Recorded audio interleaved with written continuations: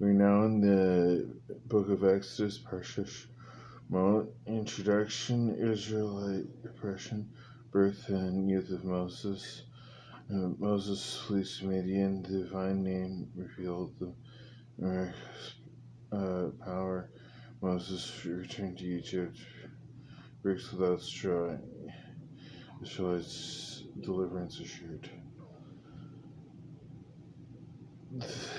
The first point, of course, is the problem with anti-Semitism. When God has presented his people to the world, and the world needs to know to react and accept his people. In this parsha, they don't. However, some people, like Pharaoh's daughter and the two midwives, do accept it and choose to resist government because they fear God. The second point is that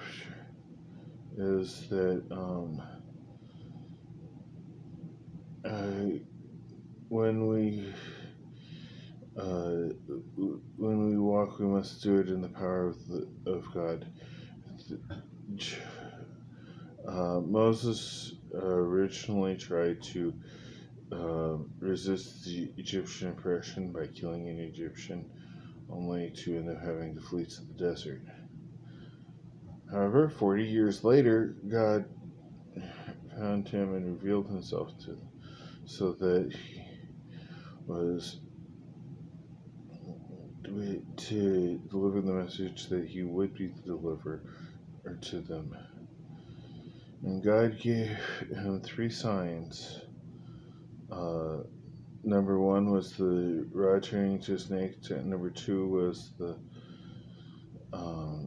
water turning into blood. And number 3 was his hand turning into leprosy. These 3 signs God were not meant to stop Pharaoh, but rather God strengthened Moses' heart so that he would do it. In fact, God started off on pointing out that God would strengthen Pharaoh's heart, and because God gives people free will, that strengthening of Pharaoh's heart would mean that he wouldn't let the people go. The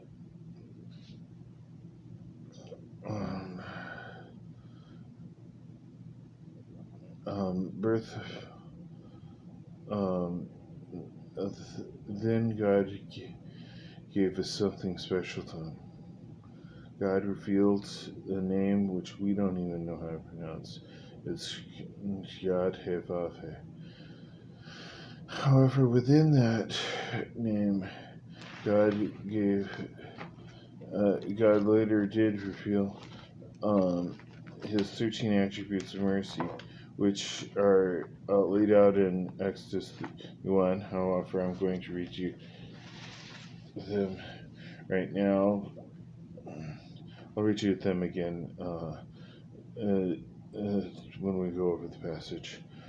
The attributes of the mystical Yad Havavha are pitying the sinner, gracing the repentant, being gracious to the repentant, ruling,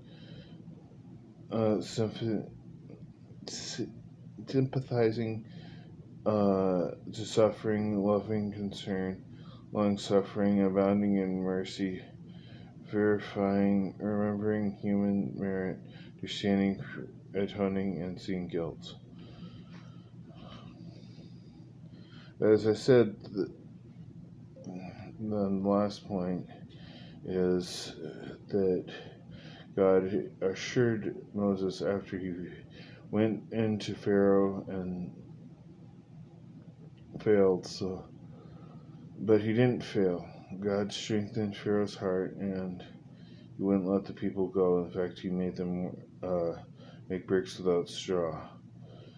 But Even then, God's message was sent to the first time, and see next week that God will send plagues to show His uh, greatness to the world.